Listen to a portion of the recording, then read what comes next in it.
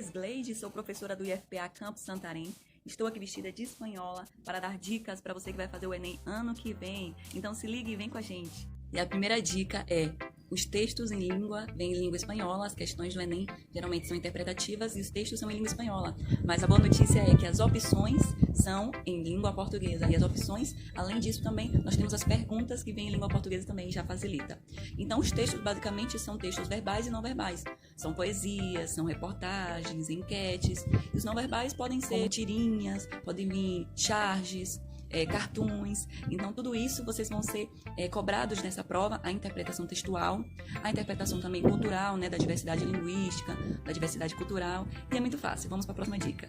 E a próxima dica, essa terceira dica, nós vamos aprender juntos. Então eu trago aqui um texto do Enem de 2010, um texto em espanhol, que nós temos exemplo de linguagem verbal e não verbal junto, né? Nós temos a linguagem não verbal, que é representado pela imagem do tênis, e a verbal, que é representado pelo texto completo.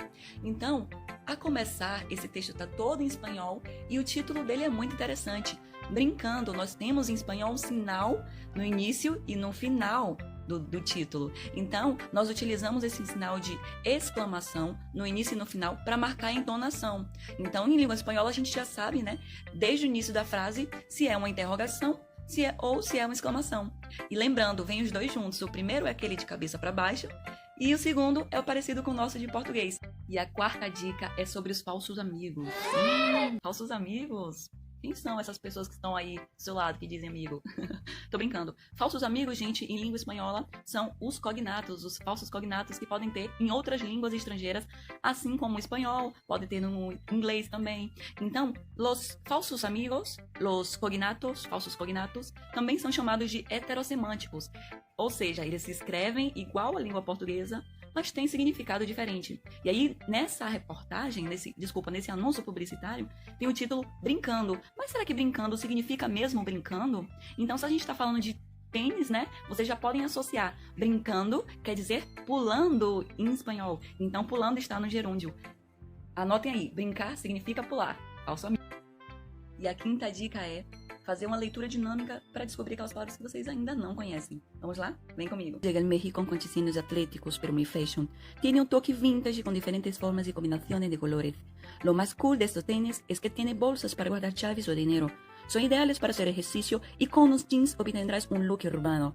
www.kangaroos.com. Mira que há muitos estrangeirismos.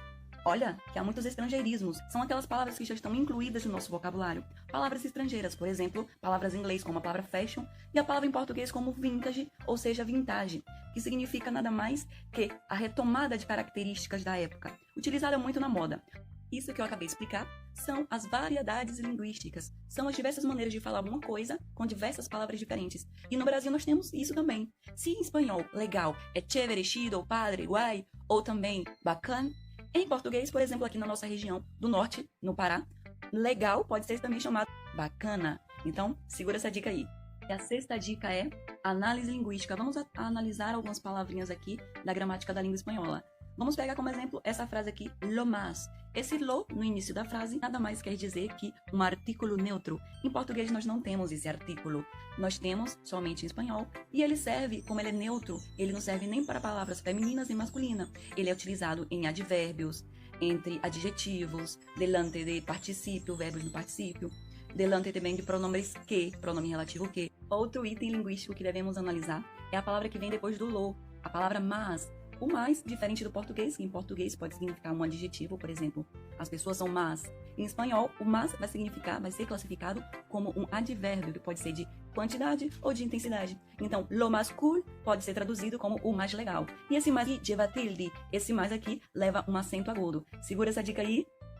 A sétima dica que eu tenho para dar para vocês é leitura. Leiam todos os textos em espanhol que estão disponíveis na internet.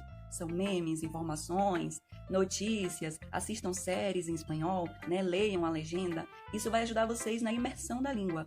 A oitava dica é traduza. Traduzindo, vocês vão ampliar o vocabulário em língua espanhola. E a nona dica é estude gramática espanhola, porque muito, né, contrário de que muita gente pensa, a gramática espanhola não se parece com a gramática da língua portuguesa.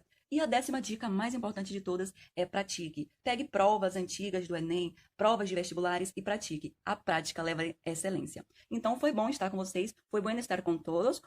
Besitos e hasta luego.